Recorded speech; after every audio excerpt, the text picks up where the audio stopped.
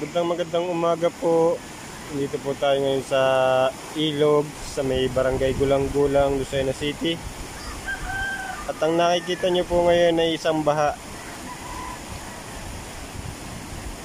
Baha po yan na nanggaling pa ng Tayabas, Lukban, na dumadaloy patungo sa Iyam Bridge, papunta na ng Dalaycan. So nakikita nyo po ngayon ay sa kinatatayuan ko. Siya ay utay-utay na lumalapit sa kinatatayuan kong ito ngayon. At palaki siya ng palaki.